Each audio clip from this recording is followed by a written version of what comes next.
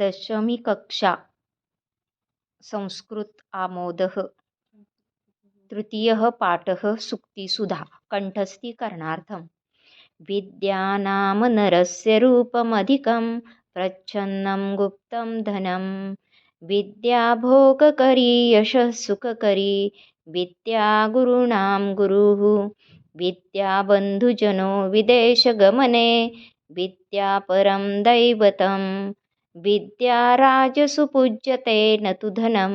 विद्याविहीनः पशुः निन्दन्तु नीतिनिपुणा यदि वास्तुवन्तु लक्ष्मीः समाविशतु गच्छतु वा यथेष्टम् अद्यैव वा मरणमस्तु युगान्तरे वा न्यायात् पथः प्रविचलन्ति पदं न धीराः आत्मनो मुखदोषेण बध्यन्ते शुकसारिकाः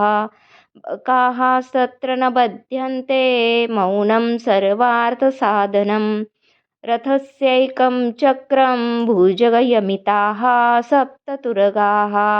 निरालम्बो मार्गश्चरणविकलः सारथिरपि रविर्यातेवान्तं प्रतिदिनम् अपारस्य नभसः क्रियासिद्धिः सत्त्वे भवति बहतां नोपकरणे अल्पानामपि वस्तूनां संहतिः कार्यसाधिका तृणैर्गुणत्वं मापन्नैर्बध्यन्ते मत्तदन्तिनः प्रथमवयसि पीतं तोयमल्पं स्मरन्त शिरसि निहितभारा नारिकेला नराणां